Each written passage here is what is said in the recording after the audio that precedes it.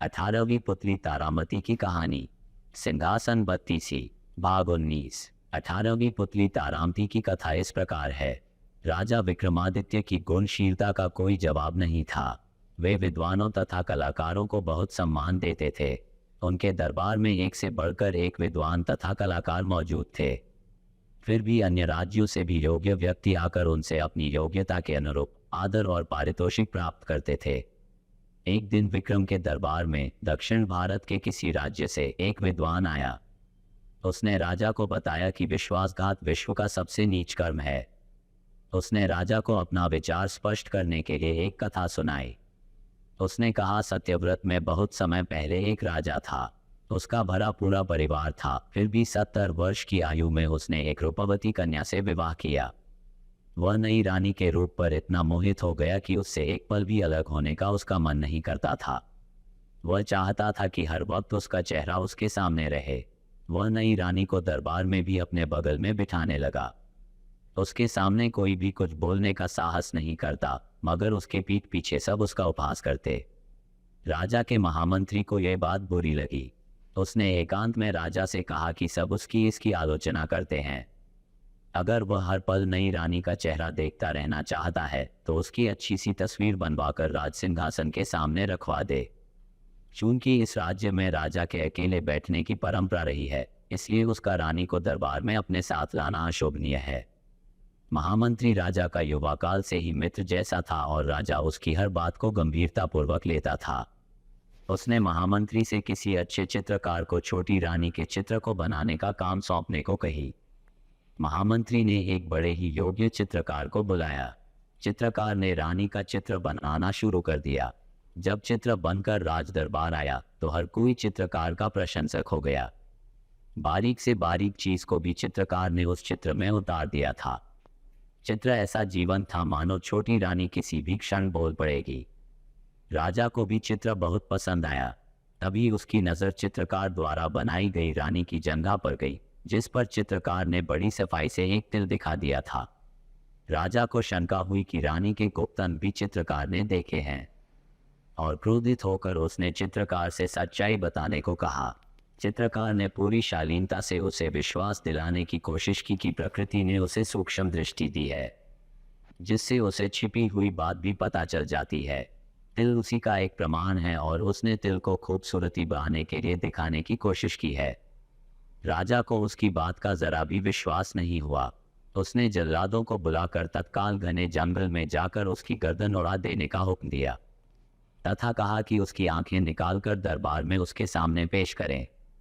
महामंत्री को पता था कि चित्रकार की बातें सच हैं।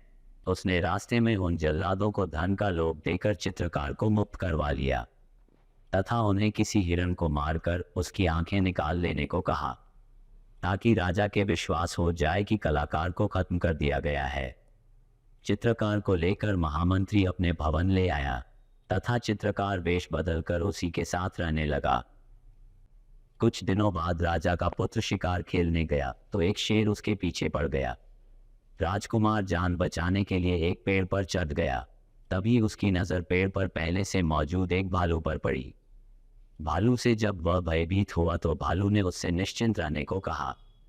भालू ने कहा कि वह भी उसी की तरह शेर से डरकर पेड़ पर चढ़ा हुआ है और शेर के जाने की प्रतीक्षा कर रहा है। शेर भूखा था और उन दोनों पर आंख जमाकर उस पेड़ के नीचे बैठा था। राजकुमार को बैठे बैठे नींद आने लगी और जगे रहना उसे मुश्किल दिख पड़ा। भालू ने अपनी ओर उसे बुला दिया। एक घनी शाखा पर कुछ देर सो लेने को कहा। भालू ने कहा कि जब वह सोकर उठ जाएगा तो वह जागकर रखवाली करेगा और भालू सोएगा। जब राजकुमार सो गया तो शेर ने भालू को फुसलाने की कोशिश की। उसने कहा कि वह और भालू वन्य प्राणी है, इसलिए दोनों को एक दूसरे का भला सोचना चाहिए। मनुष्य कभी भी वन्य प्राणियों का दोस्त नहीं हो सकता। उसने भालू से राजकुमार को गिरा देने को कहा, जिससे कि वह उसे अपना ग्रास बना सके, मगर भालू ने उसकी बात नहीं मानी तथा कहा कि वह विश्वासघात नहीं कर सकता। शेर मन महसूस कर रह गया। 4 घंटों की नींद पूरी करने के बाद जब राजकुमार जागा तो भालू की बारी आई और वह सो गया।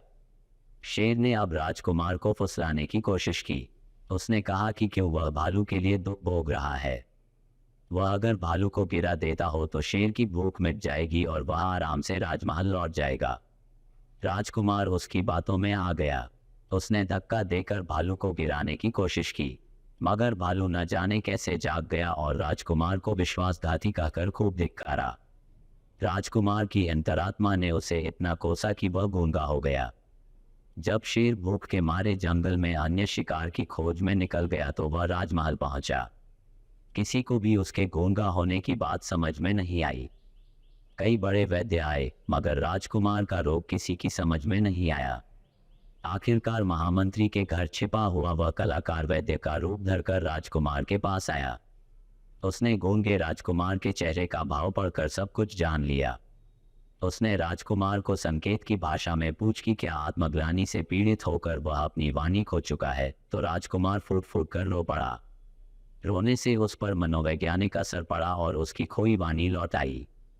राजा को बड़ा आश्चर्य हुआ कि उसने राजकुमार के चेहरे को देखकर सच्चाई कैसे जान ली, तो चित्रकार ने जवाब दिया कि जिस तरह कलाकार ने उनकी रानी की जान का तिल देख लिया था। राजा तुरंत समझ गया कि वह वही कलाकार था जिसके वध की उसने आज्ञा दी थी।